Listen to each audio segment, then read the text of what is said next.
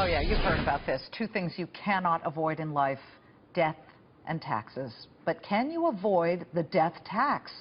Well, it depends on who wins this election. Currently, the law exempts estates worth $5.45 million or less. So anything above that, you will pay a 40% tax.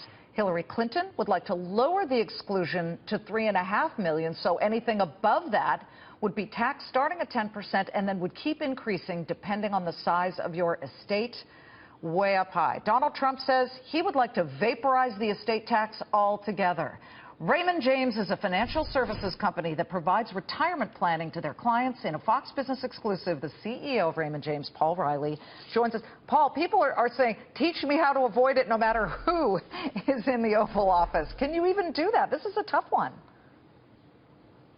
Well, if you're born in Canada, you can escape this estate tax. They don't have one. But if you're an American citizen, you're going to get it whether you move to Canada or eventually die. There will be an estate tax. Well, let's compare the estate plans. Do you favor one candidate over another? It would seemingly be obvious that people in your position advising your clients, $77 billion in assets from your clients are there, would like to avoid it altogether. And Donald Trump has his wish list. He would like to get rid of the entire thing.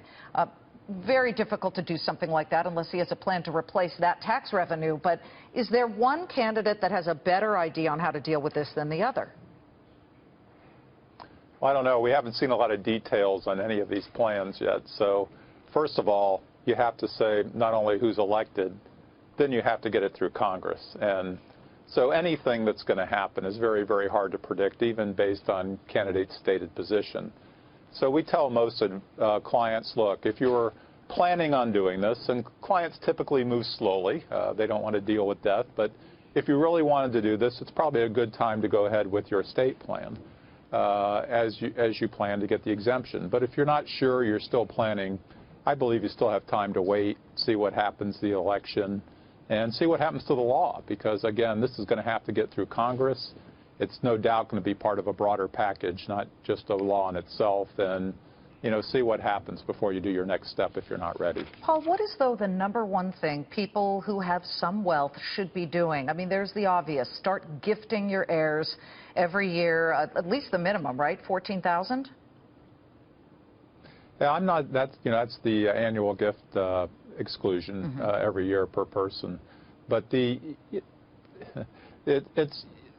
you have to use your exemption, and the question is when. If you have the assets, you can go ahead and use your exemption. I'm not an estate planning expert, and I'm not going to pretend to be, but you have to look at your plans. There's lots of vehicles to either kind of freeze assets by putting them in a vehicle so the growth goes to your heirs. Partnerships were popular, which the IRS has came back and said they're going to look at the valuations.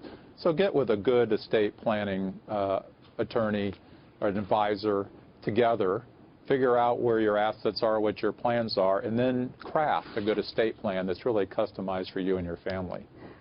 Listen, let's shift some gears here because you guys just had a stellar quarter, and it's fascinating to watch because both candidates are discussing how they will handle the financial services world. They all want to tinker. They want to do something there, but you've been able to do very, very well. I want to specifically ask you about how to retain talent. That's been a complaint certainly from the bigger banks who were whining about how the government wanted to tinker with things like compensation. They said if you start leaning on us about what we pay our employees, we will lose quality employees. We will lose quality brokers and financial managers. You don't seem to have that problem, Paul.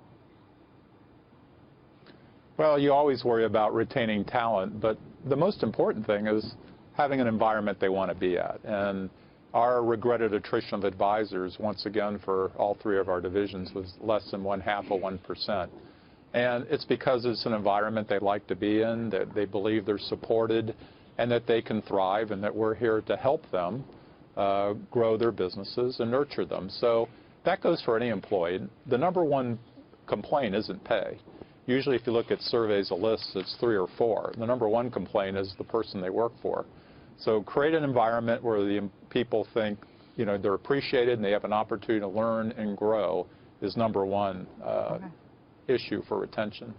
Paul, it's great to see you, and the stock is up about 10% over the past year. So I personally have watched you grow. I've been down there watching how you guys do things in Tampa, so congratulations. It's great to see you. Well, come back to Florida. You're great luck. So Yeah. It would be good to see you again. Better weather than here, Chicago and Cleveland. Thanks so much. Good to see you. Paul Reilly of Raymond James.